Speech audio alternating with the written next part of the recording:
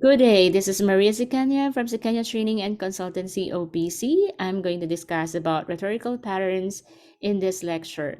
When we say rhetorical patterns, it only means methods of development. When you develop an essay, or rather when you develop a topic for your essay, you have to consider a particular pattern. Will you use cause and effect pattern, or will you be contrasting and comparing two ideas, or will you be using examples or illustrations to develop your topic, or will you be using problem and solution approach? So it's similar when you are thinking of an artwork. Let's say you want to come up with a beautiful painting. What particular medium will you use? Will you be doing a digital art painting, or will you be using charcoal, or or paint, right? The actual paint and brush, and you're going to use a canvas. So you see, in art, oh, of course there are different mediums that you need to use. Similarly, when you're writing an essay, it's just the same. There are different patterns that you can use to develop your topic. So let me now begin the discussion with a simple quote from my favorite scientist, Albert Einstein. Every time you write an essay, you have to be imaginative, because imagination is more important than knowledge. Yes, knowledge is important because before you can write an essay on a topic, you need to gather a lot of information. You have to be knowledgeable or expert about it. But the way to organize your ideas, you need to put art in it. You have to begin your essay in a very interesting way to hook your readers or to grab their attention, because even if you write so many essays but there are no readers, of course no one will be able to appreciate your work. So you really have to develop some kind of a style that will catch your readers. For this objective or objectives of the lesson, you have to determine the different patterns of paragraph development and, of course, discuss its importance. Why is it important in written and oral communication? So let me just discuss the meaning of patterns of paragraph development or rhetorical patterns. This simply refers to how a paragraph is developed. Now, in developing a paragraph, you can use several patterns or methods. And definitely, before we, of course, we think about those patterns of development, we need to consider what type of discourse or text are we going to write. The first one is, are you going to tell a story? That's narration. Will you describe a character or a person or a place? So that is description. It creates a mental picture of an object, idea, or person in the reader's minds through the use of words. No, this has to be creative, creatively written, description of an object or a person. Next, exposition is, it presents facts or explains information. An essay, academic essay, is exposition. Informative speech is exposition. Persuasion, it presents the writer's position or claim about an issue. An argumentative essay, or let's say a persuasive speech. That's an example. Okay, persuasive speech is an example of persuasion. Now, how do we develop, let's say, expository or persuasive essays? Or how do we write? I mean, these are the rhetorical patterns or methods of development. First one is the use of examples or illustration. We call it exemplification, then cause and effect, comparison and contrast, problem, solution, definition, and process. So each of these patterns will be discussed in the succeeding slides. So you have here a sample of exemplification or illustration that uses examples or illustrations to develop the topic sentence. Example here is, our field trip was educational and enjoyable. So that's a topic sentence of this paragraph. And what are the details that are used in this paragraph to prove that it's really educational? So, so these are the details. So these are examples or illustrate. These are the sentences, service examples or illustration to prove that the field trip was educational. So what's the first thing? What's the first detail? We went to the National Museum. That's the place. And what did we see there? The different species of animals. And Of course, the geographical areas of the Philippine Islands. What else? By looking at this, these exhibits on display, we were brought back to the different periods of our country's history as we viewed ancient artifacts, miniature dioramas, or historical events, ancient writings and artworks of our national artists. These are the supporting details. These are illustrations to prove that the field trip was educational, and of course we had fun, no?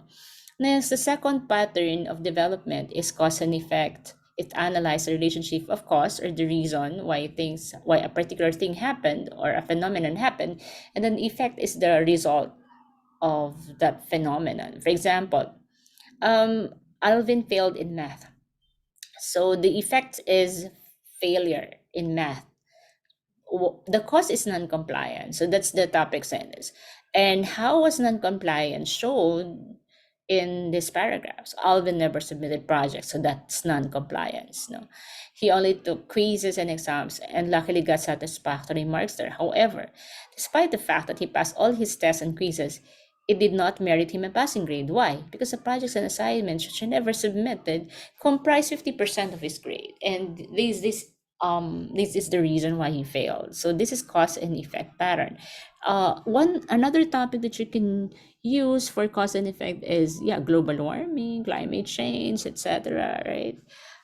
Next, comparison and contrast is the third pattern. It aims to point out the similarities and differences of two objects, places, persons, or ideas compared.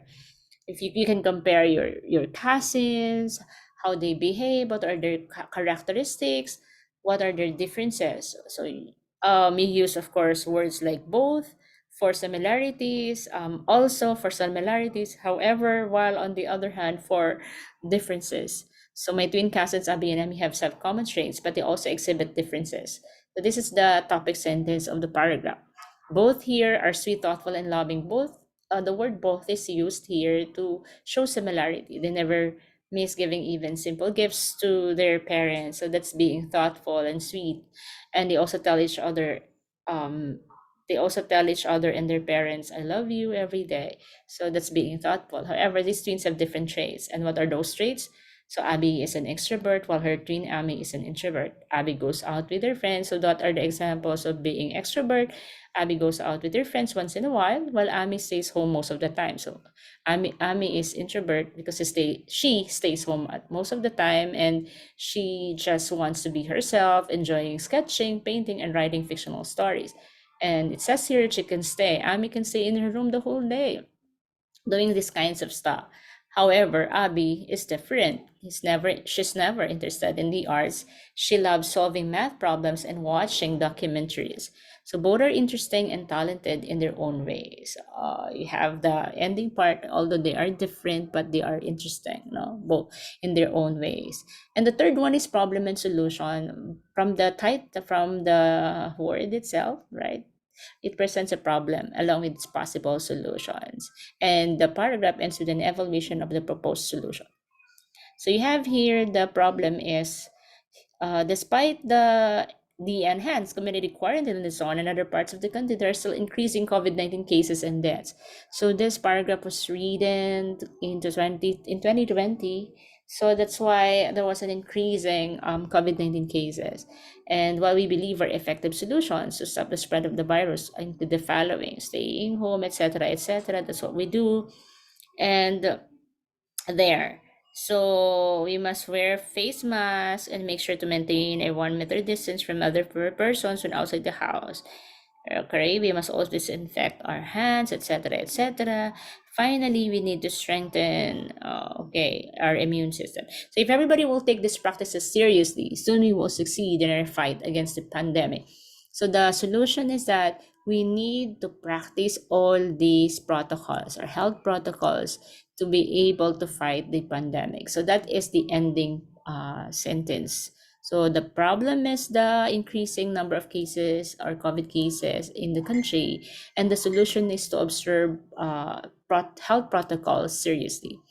And then number 5 is definition. It aims to present a definition of a concept or a term. You can either define a term formally, we call it formal definition. You get a definition from a dictionary or other credible source, or you can define a term informally based on the term's common usage.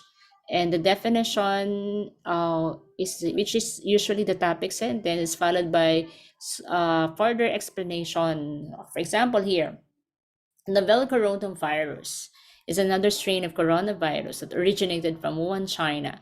A person can be afflicted with the virus once exposed to an infected person. So it explains exactly how a person is gets infected by the novel virus, and of course the how do you call this, the symptoms exhibited by the person. That's definition. And if you want to have an extended essay for this novel coronavirus, then you can talk about, the of course the different strains of the coronavirus, how was it discovered in China, etc., etc. That you can go into historical background, tracing the historical background of the novel coronavirus, where it originated, what happened, why was it transmitted to human beings, etc., etc. That's extended definition if you want to come up with an essay about that. And number six is process. It's a paragraph development that explains how to do something. Example, the topic here is applying for college admission. And what is it about? It's a process that requires specific steps. You discuss those steps. So what is the first thing to do? Firstly, identify the program you want to enroll in college. Secondly, determine the colleges or universities to offer the program that you plan to take. Thirdly, choose the top 3 universities for colleges in your list. Accomplish the application form for each school and submit it with the attached requirements. And finally, prepare for the examination through a self-review or enrolling in the review center. So practically, the process is indicating the step-by-step procedure on how to accomplish a task. It can also be, let's say, how to do things, how to cook, for example, a particular meal, how to design a 3D animation, something like that. Again, it calls for specific steps, no? Um, so there are only six that I have discussed, but there are more than six rhetorical patterns. But these are just the commonly used patterns in writing an effective essay. And why do we need to discuss rhetorical patterns? Why do we need to know these patterns, ways of writing or developing a topic for your essay? Yes, the reason is that we are guided, so we know what particular pattern to use.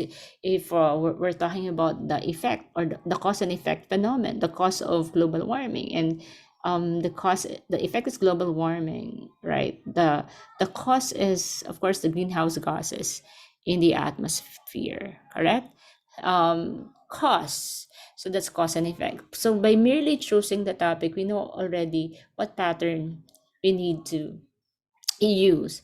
You can use cause and effect and then problem solution. You know the causes of global warming. You know the effects, right? The next thing to do is how to mitigate. How do we address this problem, this effect? So it's now problem solution. So you can combine 2 to 3 patterns in writing an essay, right? And it provides us, so the knowledge of rhetorical patterns will guide us in organizing our ideas into an essay.